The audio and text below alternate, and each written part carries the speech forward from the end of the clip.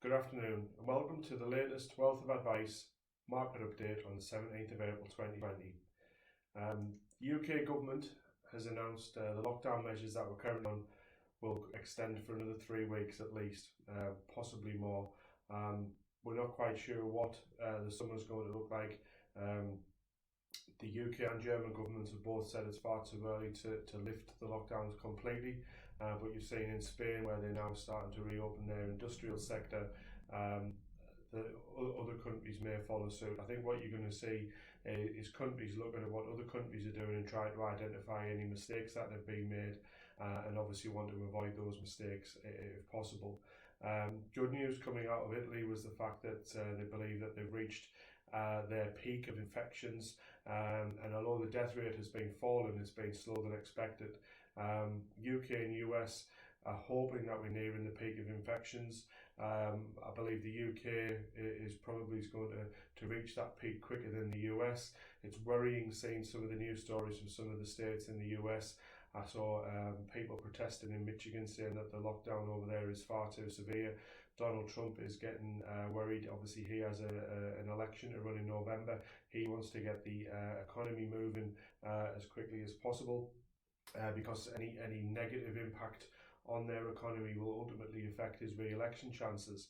The Office for Budgetary Responsibility in the UK expects GDP in the second quarter of this year to be down 35%. That's absolutely massive. Never ever seen GDP reductions like that previously. Again, the markets priced this in back in February going into early March when the market saw those huge falls. When this was announced this week, the markets haven't fallen further. So this is just another sort of sign, if you like, or another bit of prominent to show you that the markets price things in well in advance. China announced today that their economy shrank for the first time in 4 decades. That in itself is quite a stark sort of wake-up call to the rest of the world to show you how much this has affected every economy around the world. The S&P index in the United States fell 27% up to the 27th of March. That's now recovered to minus 12%. A lot of the big technology companies, Netflix and Amazon, are pulling the rest of the market up. There was a report the other day saying that the guy who owns Amazon has increased his wealth by around about $24 billion. So it is good for some people. No matter what crises do go on, some people will make a lot of money out of it.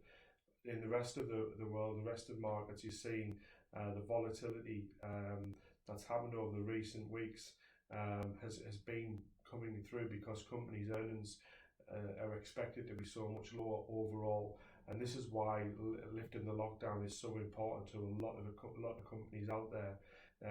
Obviously, the worry, as we've said previously, if you lift them too soon, you'll have a second wave of infections, and that could put us back in a worse position than when we started. The Americans are well aware that they did that in 1918 after the Spanish flu epidemic then.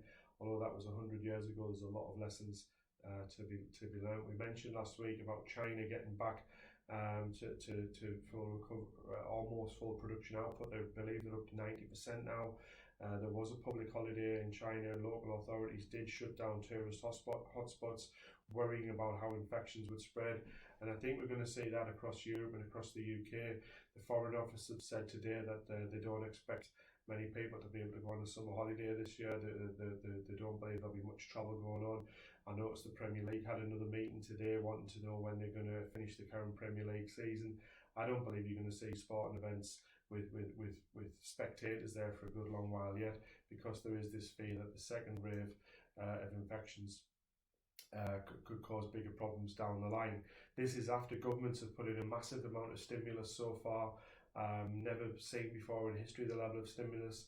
Rumours are now starting to circulate between fund managers that they believe governments could now step in and start taking an ownership in some of the companies that they've bailed out. We saw this in 2008 when the governments bailed out the banks and owned a large stake in a lot of them. If it's done right, it can be a very positive thing for the taxpayer. It means that the taxpayer is reimbursed over maybe a 5-10 year period as those companies grow back out. Lloyd's TSB was a good example where the government owned a very large percentage of that bank, and then I think it was from 2017 onwards, 2018 definitely, the government started selling the shares in the bank back at a level where it was making its money back that it put in the bailout in 2008. So expect to see that again. I think a lot of the airlines will effectively be state run to keep them going. I saw today that the ground staff, Swissport, I think, who employs around about 10,000 people, say they're very close to furloughing or making a lot of their staff redundant. It's believed around about 40% of employees throughout UK and France have now been furloughed.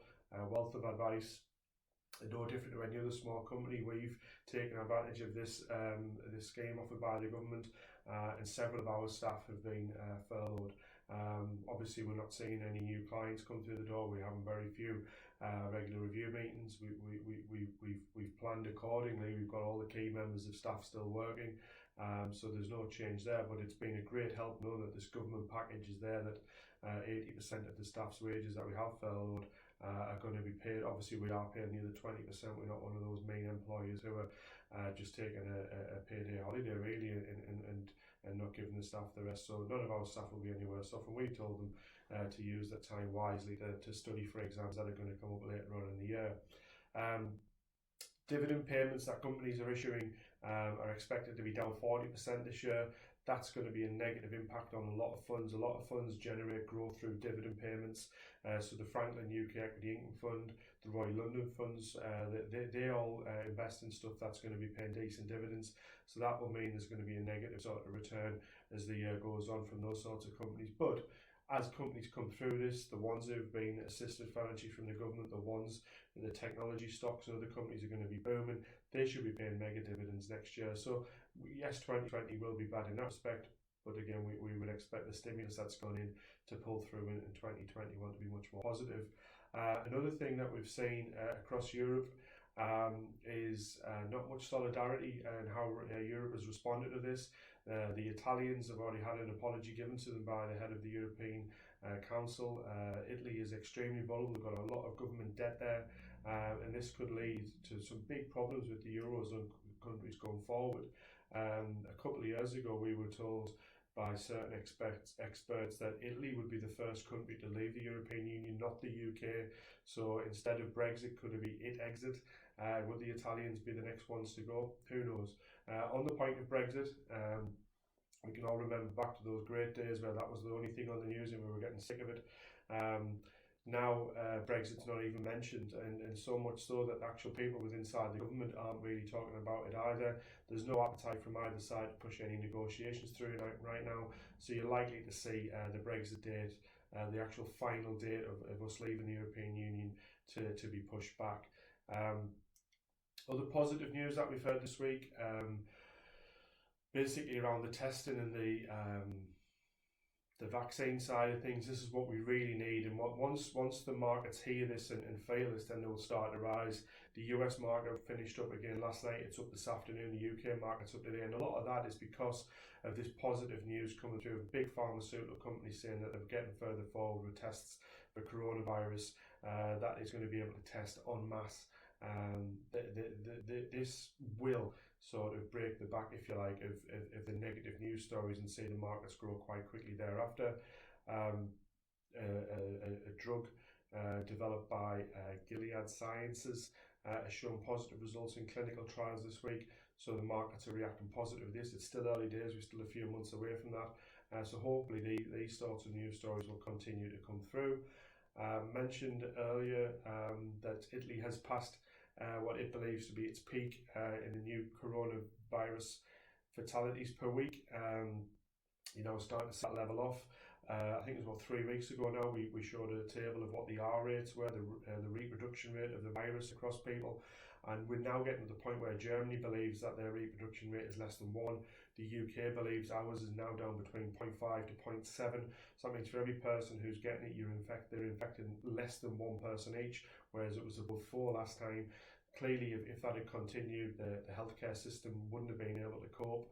So all the lockdown measures has purely been about getting that R rate down, making sure the health system can cope. And until we get a vaccine, hopefully this year, maybe next year, probably next year, who knows how long it'll be, that the NHS system and all the health systems around Europe and the world will be able to cope. So that's what lockdown's been about, is getting these graphs to show the decline. But the death rate in Italy hasn't slowed as much as what people were expecting. As we look around the world, you can see that different countries are at different stages to how they've been affected by the virus.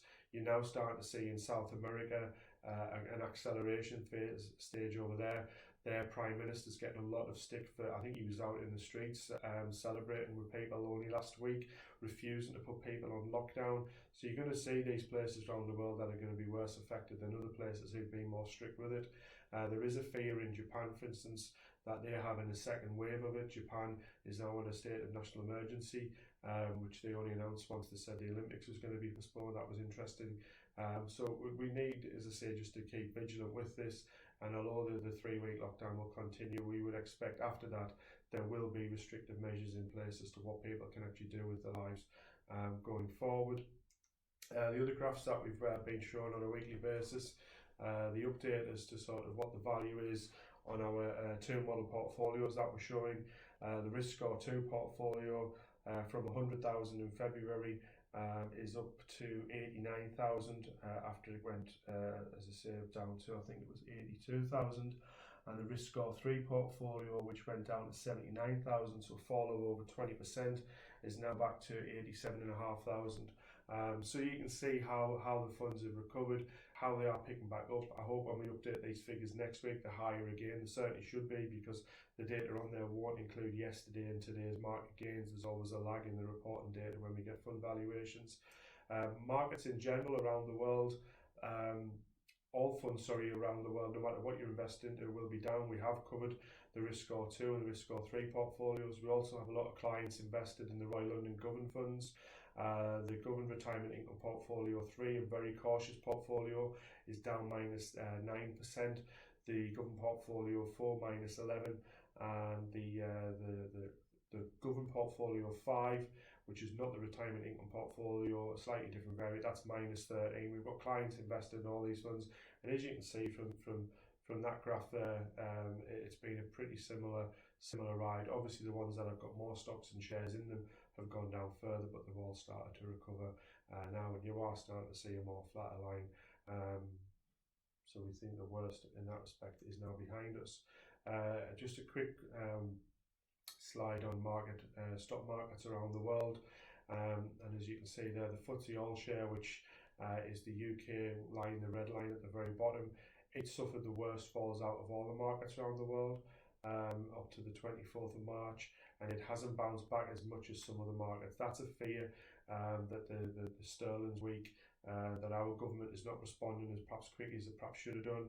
The American stock market, which has come back a lot better and is now only 11% down, has absolutely huge technology companies on there.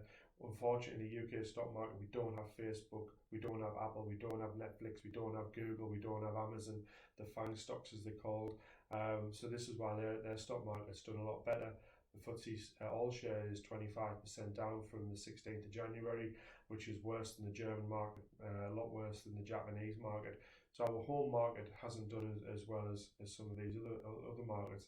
So again, we would want to see, and we would hope over the next few weeks, as the UK government stimulus comes through, hopefully we get Boris Johnson back working full time again, because I think the government has been a little bit rudderless over the last few weeks without his presence being there. Obviously some of his advisors have been taken down with this illness as well. So once we get them back working again, the stimulus packages come through, you should see these indices start to improve. Like most weeks, we've been talking to lots of fund managers. We'll continue to do that. So thanks for listening again. And again, please don't hesitate to get in touch if you need anything else from us going forward. Thank you.